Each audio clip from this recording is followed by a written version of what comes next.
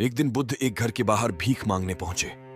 जैसे ही उन्होंने दरवाजा खटखटाया, किसी महिला ने आकर खोला और बुद्ध को देखकर बोलने लगी, यह क्या? यह भिखारी सुबह कहां से आया? इतना बोलकर तुरंत दरवाजा बंद कर दिया। कहानी शुरू करने से पहले आपसे अनुरोध है कि वीडियो को लाइक और चैनल को सब्सक्राइब जरूर करें। आपका एक सब्सक्राइब हमें और अच्छी वीडियो बनाने के लिए प्रेरित करेगा। तो चलिए शुरू करते हैं। और उस महिला का एक पड़ोसी दूर से इस तमाशे को देख रहा था। वह भी बुद्ध का विरोधी था। स्वाभाविक रूप से उसे यह देखकर कुछ ज्यादा ही मजा आता था, इसलिए उसने भी बोला, बहुत बढ़िया। अगले दिन बुद्ध ने फिर उसी दरवाजे पर दस्तक दी। इस बार बुद्ध को देखकर महिला फिर से गुस्सा हो गई और बुद्ध पर कचरा फेंक दिया। और उस महिला का वही पड़ोसी आज भी तमाशा देख रहा था। स्वाभाविक रूप से बुद्ध का ऐसा अपमान देखकर वह बहुत प्रसन्न हुआ। इतना ही नहीं, बुद्ध की हालत देखकर वह जोर जोर से हंसने लगा। तीसरे दिन बुद्ध फिर उसी द्वार के सामने खड़े हो गए, लेकिन आज वह आदमी बुद्ध को फिर से देखकर आश्चर्यचकित रह गया। इससे पहले कि बुद्ध दरवाजा खटखटाए, उन्होंने बुद्ध को रोका और कहा, मैं एक ब्राह्मण हूं और मुझे हिंदू धर्म ग्रंथों के खिलाफ आपका बोलना बिल्कुल भी पसंद नहीं है। इसलिए मैं आपका कट्टर विरोधी हूं।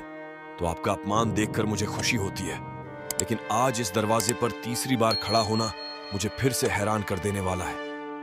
मैं आपसे पूछना चाहता हूं कि आप आज फिर यहां भीख मांगने क्यों आए, जबकि यह महिला 2 दिनों से आपका अपमान कर रही है? बुद्ध ने मुस्कुराते हुए कहा, यह आश्चर्य करने की बात नहीं है। आप चकित हैं, क्योंकि आपको मानव मनोविज्ञान का कोई अनुभव नहीं है। किसी का अपमान करना या किसी पर कूड़ा फेंकना भी कुछ देना होता है। हर अपाकर्षण आकर्षण का ही एक रूप है। कल अगर किसी इंसान कचरा दिया होगा तो एक दिन वह खाना भी देगा। हालांकि वह व्यक्ति बुद्ध की इस बात से संतुष्ट नहीं था, फिर भी उसने मौन रहना जरूरी समझा। शायद वह यह सोच रहा होगा कि दरवाजा खटखटाओ, फिर देखते हैं। बुद्ध ने फिर से दरवाजा खटखटाया। संयोग से उसी स्त्री ने आज फिर दरवाजा खोला और आज तो बुद्ध के सामने उसका क्रोध 7वें आसमान पर पहुंच गया और सही में उसे मारने के लिए हाथ में झाड़ू ले लिया। उन्होंने झाड़ू उठाया तो जरूर, लेकिन बुद्ध के शांत चेहरे पर रही मुस्कान देखकर दूरी बनाए रखी। वह चाहकर भी बुद्ध पर वार नहीं कर सकी। वह बुद्ध के चेहरे पर रही शुद्ध मुस्कान से इतनी प्रभावित हो गई कि उसने झाड़ू फेंक दी और तुरंत अंदर भाग गई और बुद्ध को देने के लिए रोटी ले आई। बुद्ध ने उस महिला को ऐसे धन्यवाद दिया कि वो महिला बुद्ध के चरणों में गिर गई और माफी मांगने के साथ रो पड़ी।